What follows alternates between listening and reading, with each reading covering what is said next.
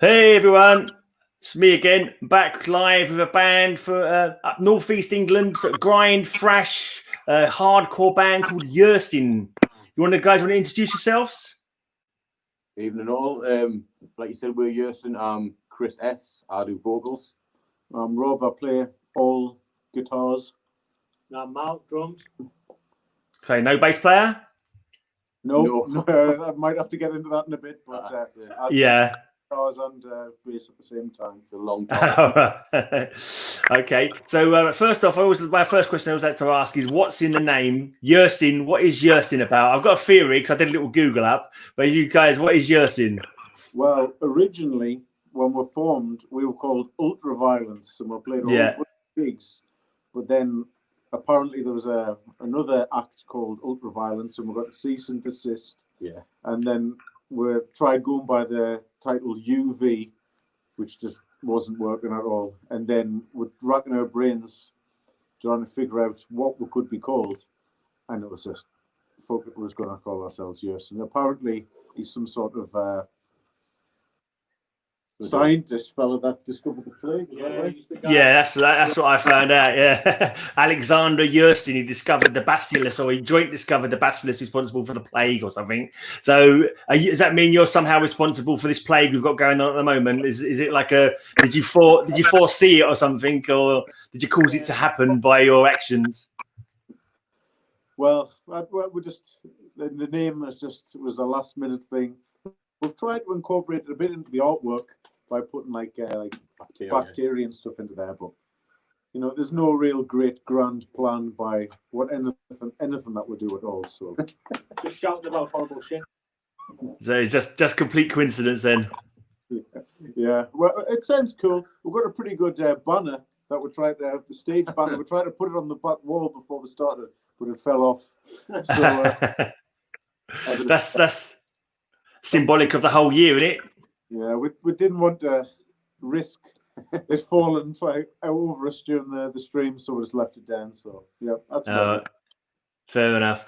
So when did you start as Ultraviolence then? So the way it started, we were talking about it earlier. Rob's dad and it was like rock and metal, and we decided to do a few covers for his birthday 5 years ago. No, it was 2014. 2014, sorry, 6 years ago. And we did a few like Judas Priest songs, Black Sabbath songs. Wolfenstein, what are they called? Steppenwolf, not Wolfenstein. And we just enjoyed it, so we just thought we'd go from there and do original stuff. All right, so you hadn't been in bands previous to that? So me and Rob were in a band about 12, 13 years ago, and it was a very cringe metalcore band. Yeah. It's just the worst shit you've ever heard in your life. At the time we thought it was good, but looking back at it now, we weren't good at all. So how long have you've got a new lineup now though, haven't you? I think I heard. Yeah, well, we did start off with the bass player, and then around November time last year, we kind of had a little bit of a falling out. We've tried to patch it up, but it's just us now. We didn't want to get another bass player because it's just like trying to keep it within friends, if you know what I mean. We didn't feel comfortable trying to get somebody else in, so we just thought we'd do it ourselves. So I just bought a bass amp and some wizardry guitar pedals, and it kind of sounds all right. That's what we did the album with, just guitars and guitar amps and bass amps at the same time.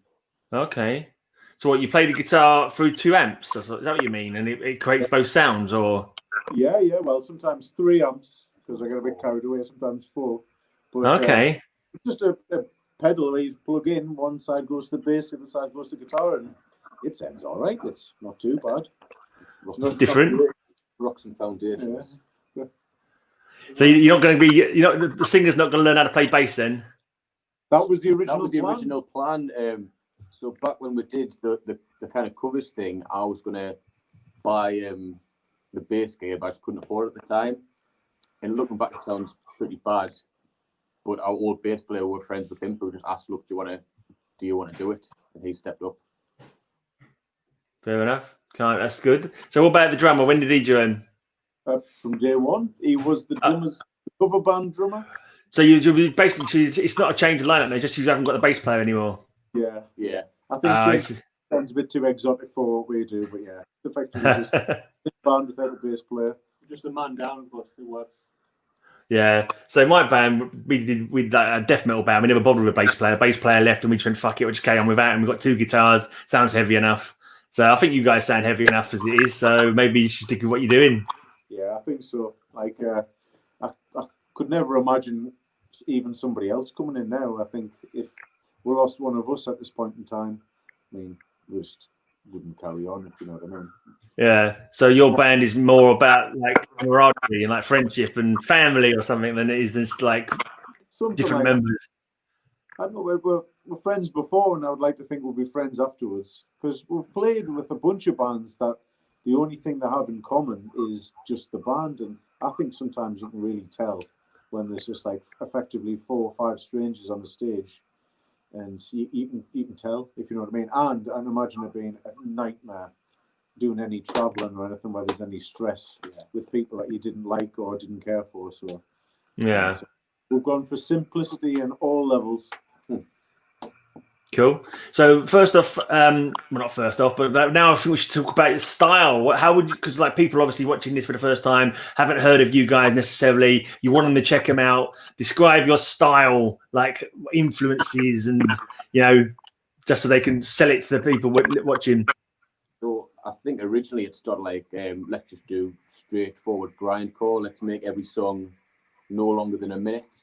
In the last year or so, I've kind of incorporated a lot more. So I think about everything from like traditional metal, like Sabbath, Metallica, Priest elements, but then we've mixed things like Slayer, Napalm, Sepultura, Pantera, a lot of different elements in one. Just try to kind of take the grind thing that we started off doing and having like just a bit more layers to it. Definitely like the punky side. There's a bit of black metal, so we'll try to bundle that all up into one ball. And Because once you've played 10 gigs as a grind band, Yeah. you've kind of driven the cart at the end of the road, if you know what I mean. There's only so far you can just keep on doing 20-second songs, and every grind band seems to have that, like, well, and we were guilty of it too. It's like the 1-second song that some people find charming. We're just like proud with all that. So that's effectively what it is, really. I think as well we want to show that, yeah, we can do, the 30-second blast song, but to show we can actually play and write something that's, musically worthy. So what are your songs like now? Like your most recent release? Was it 3-minute long songs, or no 10-minute epics yet with like acoustic parts? No, I think the longest we've got now is 4 minutes. But considering our first, well, I don't know if we class it as our first album, but it was 8 songs in 11 minutes. So I think the new records are like 35 minutes, so we've done pretty good. We've That's not. Dragged it out or stretched it out, one of the two. I just imagined it would be harder to be a grindcore band because you got more songs to remember. I know they're shorter, but it's is it easy to forget when you've got 35 songs in a set? Well, not really, because one of the plans was originally is that all the songs are quite easily to remember when you're totally pissed. So it would just be effectively 2 riffs per song, and you just know you're going back to the first riff you played anyway.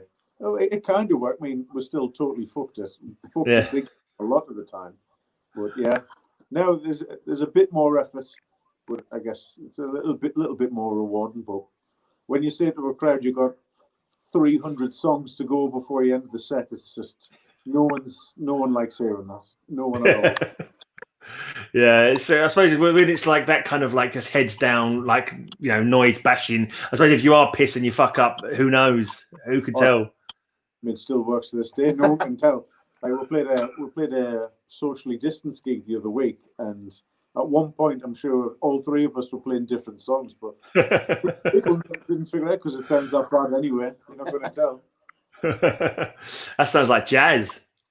Well, I think it doesn't sound like jazz. I'll tell you that. Okay, so Yeah, it's good that you're still practicing as well. What's it like up there with the COVID and that? I mean, socially distancing gig. I've never heard of anyone being able to even do any gigs. So how did that go down? Is it just the one you've done so far, or you've got a few in the works? No, we only did one. Like every band, 2020 was going to be our year. We were going to smash loads of gigs, and it just didn't happen. We played at a place called the Black Bull in Gates, and they've got 2 rooms. So we played in one room, and it got streamed to the telly in the other room. Oh, It's like fair play to the guys at the Black Bull. You know, they're doing everything they can to keep the music scene going. It was very alien, but it was just good to actually get on a stage and play. yeah. There's been a lot of online gigs as well, isn't there? There's like a London sort of monthly venue thing, and they've been doing it all online as much as they can. Yeah, we applied to go on there because I don't know if you know, but the Temple of Boom in Leeds, I think they're having some sort of financial difficulties, and they were going to do some like pre-recorded sets. We applied for that, but yeah, we never heard anything back. But the problem is with these online stream gigs is that even like I watched the Behemoth one a few weeks ago, and it's great, but you're not there. You might as well just be watching YouTube, if you know what I mean. It's not quite the same. Yeah, can't be the same, can it? It's a weird fucking world we're living in at the moment. Has it given you any influence for new song lyrics this current pandemic? Oh, but I think the whole music scene is just going to be absolutely flooded with COVID songs over the next year, and I think it's just going to be just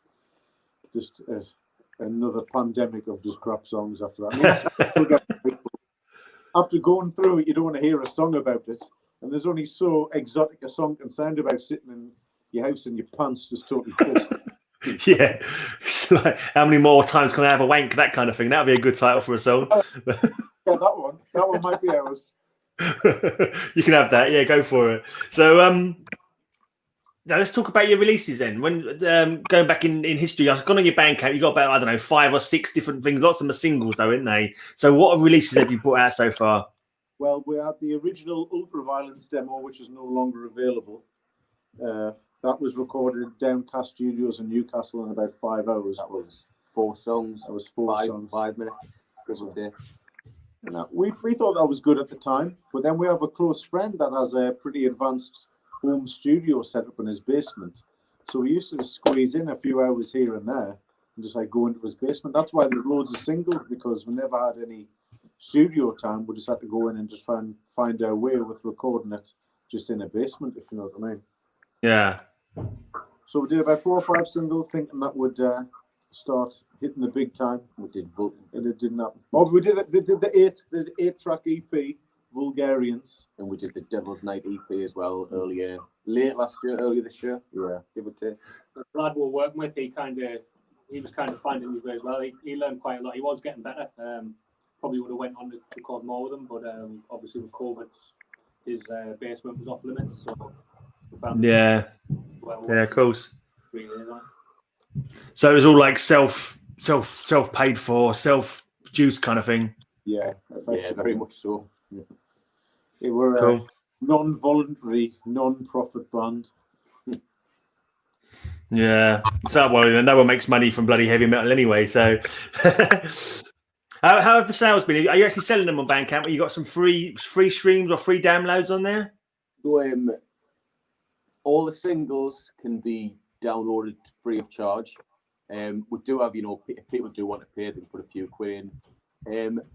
The new CD, Guilt, at the moment, that's only on for pre-order for physicals, like physical copies. But that will be going for download on, it's going to be the next Bandcamp Friday, I believe we're going to put it on. Yeah. We've not got 2 singles off that. Yeah. And we've got 2 singles on there that can be downloaded. We've got Guilt, the title track, and Northern Stronghold from that, which can be downloaded too. Cool. And so let's talk about lyrics then. What kind of stuff do you guys sing about? Who writes the lyrics, and what's your what drives you to write? So with the last album, it's a bit. We just have idiotic patter in the practice room, and it turns into song ideas. Right. One of the tracks from the new album, I hope you won't mind us divulging it, is Insidious Mechanized Barrymore. Is that Drew or Michael? Michael. Michael. Started talking about if Michael Barrymore was a robot and tried to take over the world and stuff, and it just. It's like an alternative take on Barrymore. Like he had his high moments, then he had his downfall. But in our version, he then abandoned humanity, became a robot, and then came and wreaked havoc on planet Earth at the end. So it's deep social commentary then. What was that? Deep social commentary then. Our own take on it. Yeah. So what other ones you got? Well, I mean, is that who writes all the lyrics? Is it all one of you, or you just like come up to them, with them together? Just gets thrown in the heap, really. I think with me being the vocalist, I do a lot of it, but I'm always more than happy for the lads to put stuff in. We all do the same. Like when it comes to vocal, like lyrics, the guys go, "Why not try this?" And when it comes to guitar parts, drum parts, we all kind of go, "Why don't you? Why don't you try it like this? Why don't you do that riff like this?" We all like to put it in, so it's from all of us rather than just one person leading. Yeah. Okay. What about live? Have you had much chance to do the live? I thought for some reason I'd heard the band Ultraviolence like playing down in London, but I've looked in my. I'm not sure if I did. Did you ever play London as Ultraviolence? That was the guy who almost sued us. Oh, maybe he could have been. I trouble is, sorry. I think it was the earache or something. Ultraviolence. Maybe, yeah, possibly. That might be. Oh, right, that would be why they were probably. Yeah, I think there might be a thrash band called Ultraviolence, named after the Death Angel album, possibly. I think so. It wasn't a very original name. Yeah, we thought Word is fucking the best name ever, but apparently everyone in the Uncle already was called Ultraviolence as well. Yeah, because it's also from Clockwork Orange, isn't it? Yeah, that's where we got it from. Yeah. So, what's gigs like up where you are? I mean, how as a band have you been able to be very active live? Well, we played extensively throughout the Northeast, but we were planning on this year and going into next year trying to get gigs further afield. Like we played Manchester in March. We played Carlisle. I mean, it's hardly that far flung, but we're starting to branch out. But now it's just all collapsed back, itself really. Yeah, it's pretty shit at the moment. Mm-hmm. But are there any more socially distanced gigs coming up? So I haven't really been offered anything else. It's like we said, it was good to do, but I think I'd rather do it in a different way. Maybe do the whole YouTube thing where we record it and put it online, or have the audience in the room and be a distance apart. Doing it the way we did it, like I said earlier, it was just alien. You play your song, the song ends, no one's applauding, you're in a room. It's not big. At the same time, that could be any one of our normal shows, really. Sure,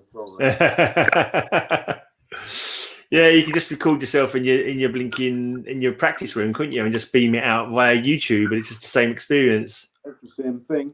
It's the same thing exactly. Yeah, it's just like because I've seen like people have done a few online ones. I'm not bothered to watch them because it's just like, well, yeah, like you say, you might as well just watch a blinking YouTube video. But how many gigs have you done over the years? I mean, how do you go down? You said just like playing to an empty room or whatever. But what's your live set like? Are you stripped down? Do you live up to the Ultraviolence, or you stand there? We do okay. I mean, we've played with some reasonably successful acts. We played with Max Cavalera and Soulfly a couple of years ago. That's cool. What venue was that at? What was that? What venue was that? Riverside in Newcastle, down on the quayside. It's like 1,100 person venue. It was pretty big. That was probably the highlight. The first time I've ever had roadies load out shit in, which was an absolute dream. It was incredible. You show up, you point at the stuff, and they take it in. Did you get a rider as well? So 4 cans or something like that.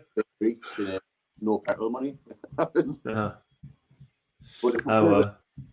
Immortal Bird, they're kind of a grindcore band from the States. Mosh Pig, they're a grind band from France. They came over, did a show with them. What's that band that are big nowadays from the UK? I don't know, that could be any band. Employed to Serve, that was it. Born to Serve, was that? Employed to Serve. Oh, Employed to Serve. Yeah, I've heard the name. They played like a little show at the Head of Steam in Newcastle, which is like a 60 to 100 person venue. And now they're playing festivals all over Europe. Wow. moment with everything that's going on. They were not now, obviously. So, have you got any label interest or anything like that, or are you just putting it all out yourself, DIY? We haven't told anyone yet, but we've got a distributor in America, this production company that's wanting to do a run of cassettes. So that's all been agreed upon. That's getting put out in over the States in December, I believe. December, yeah. So, and we've had a label from the Netherlands approach us, but the details just Too sketchy. we're just not beneficial to anyone really, so we turned that one down. Right. We'll just be in contact in a few different places. I mean, I know it's just there's so many metal bands out there now. It's just if you get an email in your inbox saying metal band from Sunderland, it's going to go straight to the inbox, isn't it? It's not going to get shot to the top of the priority list. Yeah. We can kind of whore ourselves about a bit. It helps to have that higher up when it gets interest drummed up. Right, cool. You're a bit quiet there. I couldn't catch you very well. Okay. From the back, he says, now that we've got a professionally produced album coming out, hopefully moving forward, that we can use that as a bit leverage, if you know what I mean, because we've got bedroom recordings effectively. But now we had the album recorded by Joe Clayton at No Studios. Have you heard of the band Leached? I think possibly. Yeah, the two internationally touring band, and Joe recorded the album for us, and it sounds head and shoulders above anything else we've done before. Yeah. So you've got something coming out on cassette in America. Are you a fan of the cassette format? No, I don't even have a CD player, but I like the idea of it. Or a cassette player?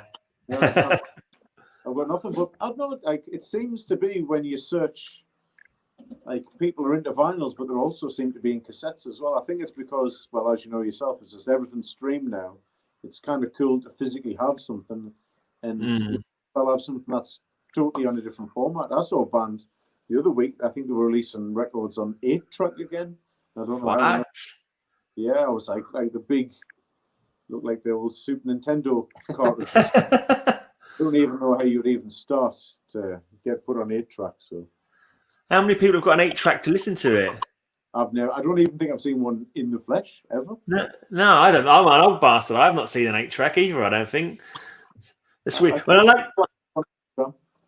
Sorry. I gave it a like on Instagram when I saw somebody had the thing put on 8-track, so I thought, oh, that deserves a like. Yeah, I could see the like for vinyl because they obviously record collecting, but cassettes used to get chewed up, and I like the cassette format when it comes to demo tapes. Back in the day, bands would bring out demo tapes, and that was how you started. But now it's all CDs and streaming, isn't it? I think it's just definitely more style over substance, really, with the cassettes. But I shouldn't really be saying that, considering we are going to be selling the cassettes. So, yeah. I mean, it's cool. I mean, you see some of the artwork on the cassette nowadays. It's not just blank label. It's just like some of them have got like totally 100% prints over the cassette, and it just looks fantastic. Yeah, it can be good. Can be good, but as long as I don't get fucking unraveled, which is a right pain in the ass. Right, so you're practicing. I mean, what are you doing? Just practicing for gigs when they come, or are you making up new songs for new releases? We've been trying to set up kind of a little recording studio ourselves, just with a little interface we've got.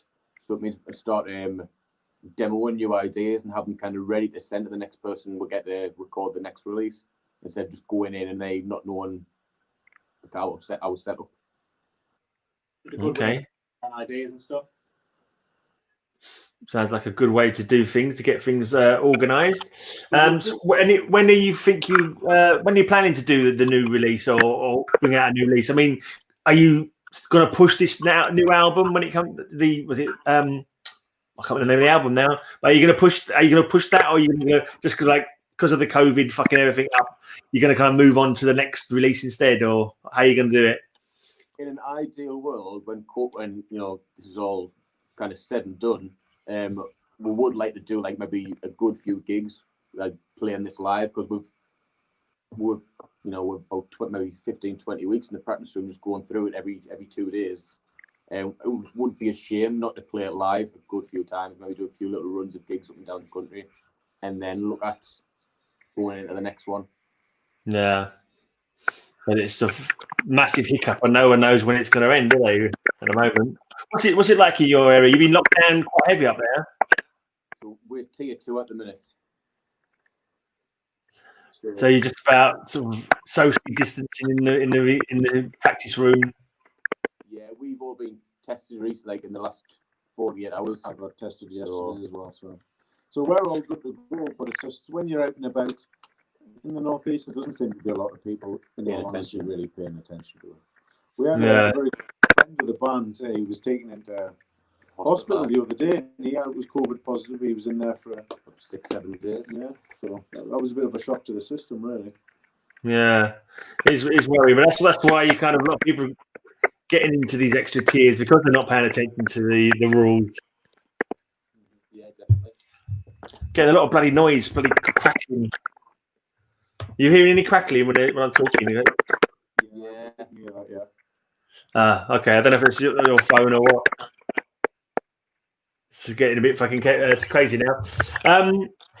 So what do you think of all this? Is there all these people conspiracy theories and saying pandemic and all that kind of stuff, and trying to control us, and we're all sheeple for wearing masks? What's your thoughts on that? We're not really on board with any of that. I think a lot of the people going on strange rants on Facebook and all this type of stuff, we've got no real interest in that. I mean, I think, the rules that have been put out are a bit woolly, but we need to follow them as best as possible. Everyone wants to get back to normal, wants to get back to normal work, normal life. Yeah.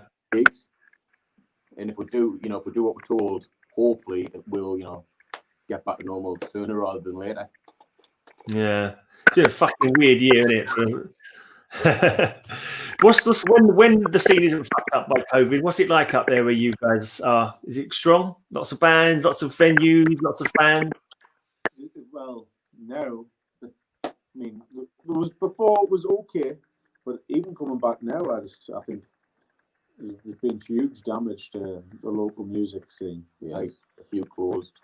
We like to think, when gigs can't happen again, that people appreciate them more.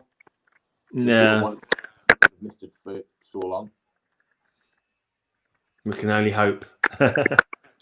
What's the other bands like up your neck of the woods? You got friend like you mates with a lot of bands up there. You have like little do gigs of each other, or yeah, there's a few around. There's a close friend of ours, a band from Carlisle.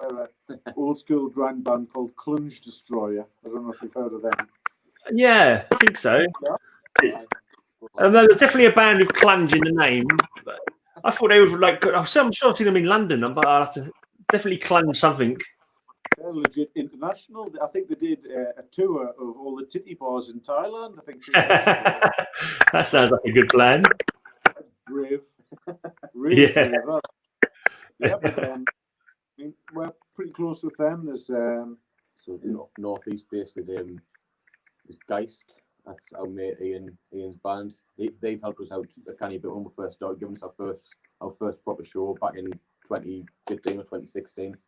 They're pretty successful. I think I don't know if they're signed or not. They're heading back into the studio soon. So every gig we do is just a little networking trip out. Really, every time we play with a new band, we'll always meet somebody or another band that we're gonna join up with later.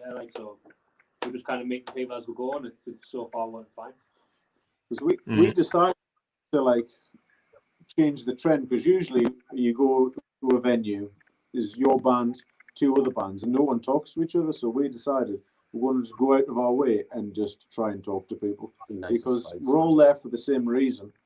It seems to be just a bit of a tradition where you just not standoffish, but you just stand and everyone's got their own camp. Yeah, the other band, but I'm more than happy to still lend the gear. That's sometimes the etiquette, which isn't good.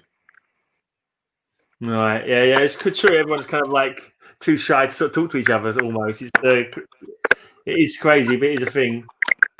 Yeah, we're just all there for the same reason. So why not? Be nice to people? You know what I mean? Yeah. Okay. What's your plans for once this COVID is over? Then, what's your plans? Obviously, you're going to organise a tour of the UK. You got any bands you're planning to go with, and how many? Do you sort it out yourself, or do you have PR or a booking agent or anything like that? So we've applied for a few support slots for next year for some pretty big bands. I can't say who, unfortunately. You know, if I say who, we might end up blacklisted because of it. We'd like to do a tour, even like, you know, 1 or 2 little, you know, 4 or 5 days in a row. Self-organised, rent a van ourselves, jump in with a gear. That would be ideal. Do it all ourselves, and it's, you know, we know exactly what's going on. But at the same time, it's still a waiting game. I'm also in a pretty regular correspondence with like a pretty serious band from Canada. I talked to a guy that's in a band from Florida. You probably would know them, but I just don't want to start like name dropping because I think that's a bit. Well, yeah, fair enough. But we have a suspicion that when these bands return to England, that we'll be in the mix there as well. That'd be cool. So when you say you applied to get on tours, is that like pay to play, or is that kind of like they're putting feelers out? There's like a local promotions company who do they set up really, like, you know, biggish gigs at the academies and stuff like that, and we're on like a mailing list, and they send every month or so a list of, you know, 30 gigs that are going on and they need local support for.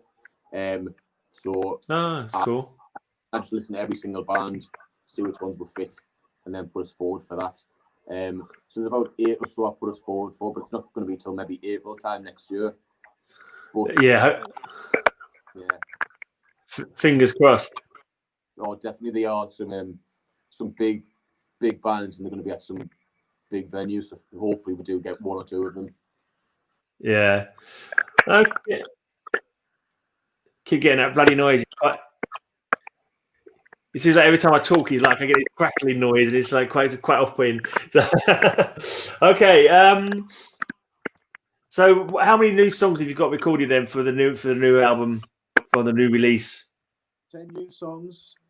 As we said, it was about 35 minutes, so that's a good set's worth. So we can just go and just play the new album. Really, we've only done it once through live before. That was at that social distance gig. Yeah, that's the Guilt album, isn't it? Guilt, is it called? What's the Guilt about? I thought it was a kind of running theme between all the tracks on the album. It's not definitely not a concept record, but there's just guilt or shame or so just something like we've got songs about Joseph Fritzl, and we've also got songs about wanking yourself off. We've got songs about Michael Barrymore, and they just crap like that. But it was just the general theme of the record. That's where we've got it. Like you said, there's an element of guilt and shame kind of somewhere in each one. So it just seemed like, you know what, it kind of goes across them all. All right. I was thinking of like being like punk and thrash, there might be some like political kind of like commentary elements going on. You're not really into that kind of thing. We try to stay clear, you know, our views are our own. And we don't like. I don't go to a show to be preached at, and I don't listen to something to be preached at. You know, fair play to all bands who do it, and you know, it's no disrespect, but I don't think it's our bag really. We're there more to have fun. Yeah. A massively serious message. I think I'm right in saying that. Yeah, it's just like when you go to a Napalm gig, like I go for just the sonics of it instead of, you know, going for the message. I've never been able to really like sign. I mean, I quite enjoy Barney Scrap, to be honest. Like, that's me. What's when you're sort of pushing the album, other than like doing an interview here on my channel, is there any other outlets you've got for getting the word out there? Like, are you interviewed on other websites? Are you sending stuff out for review, or how are you pushing this album? Well, this is the first interview that we've done, but we did an article in a local music publication. We sent you the link after that. It was pretty cool. We've had a bunch of reviews.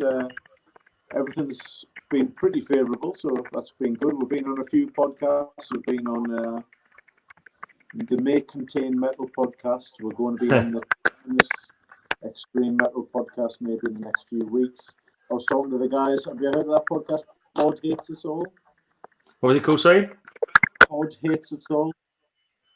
God Hates Us All? Pod Hates Us All. Oh, Pod Hates Us All, right? Yeah, no, the crackling is getting fucking terrible now. Yeah, no, I've not heard of that one, no. seem to be all right. So we're just trying to reach out, and also I'm just messaging like a fucking million people on Instagram saying, just please listen to this record. Yeah. It's fucking hard though, isn't it? It seems to be like more people in bands than there are people who want to listen to bands. Yeah. There's a lot of people asking us to, pay them as well for a little bit of promotion. Yeah, which I thought was a bit shady. Like, yeah, there's music publications in the Northeast that are raising GoFundMes to keep themselves above water. But when you ask for a little bit of, maybe a few inches column space on one of theirs, they're charging £100, £200. And so you can kind of see why it's not working. There is no music scene.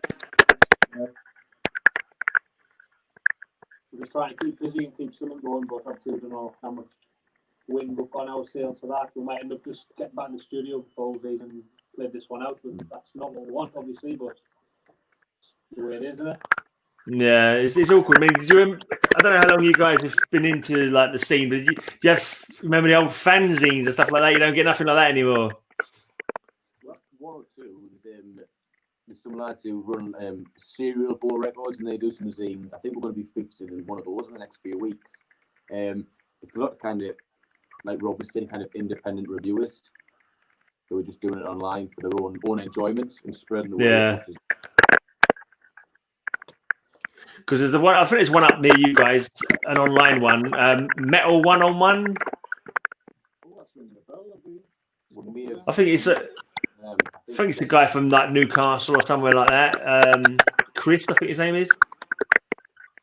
Oh, I think I might know who you mean. I think there's a guy who's UKM who is like Newcastle way, and he does a lot of kind of online stuff. Oh, that's UKEM, is that? I think that's a different guy. That's a different guy than what I'm thinking of. It's just like, so you have to just throw so much shit at the wall and hope for something to stick. And yeah. Every 30 emails you send out, you might get a response from one. Yeah, it's awkward. All right, I think we need to just get into with future plans. Anything you want to say, because I'm gonna have to end it now because this noise is just getting fucking. And I've kind of run out of questions as well. But the noise is every time I talk, it just goes off. I don't know what's happened. If anyone wants to check us out, we're on Facebook, so just search Yersin, we'll come straight up. We're on Bandcamp, www.yersinofficial.bandcamp.com. Our Instagram handle is Yersin Band. I think that's the main things we're on. Yeah. You'll find us if you Google. Yeah. Cool. Also, all links in the blog below as well. There's a blog link down below in the description for this video, and you can just click on that, and that'll lead you to my blog page, and all your band links are on there. So, cheers for coming on, guys. Sorry the fucking sound's been so shit. No, that's all worry about, man. It's your fault. Thank you very much for having us. Yeah, thanks for having us. Yeah, hopefully have you again once you get a tour like organised. You can come on again and tell everyone about it. Fingers crossed it happens soon. When we organise a titty bar tour of Thailand, we'll be back on here. Have you not thought like doing any other social stuff like YouTube? You've not got like a YouTube page yet? We've got songs on YouTube, but that is an option. But I'm just a total cretin when it comes to creating anything technological. So right, we'll have to have a think about it because it's definitely an avenue that. Yeah, and you can just keep updating it. 1 second. Yeah, you put all your live stuff on there. That's always a bonus. Right, I'm gonna go anyway because this noise is getting on my tits. I don't know what it is. Maybe it could be something to do with the. When you're in the studio, you've got like all the ambient bloody electric from like going on. It might be some kind of thing from that. Maybe these amplifiers are picking it up or something. I don't know. The EF, is it called EF? I don't know. All right, cheers, guys. I'm out. Talk to you soon. Bye-bye. All right.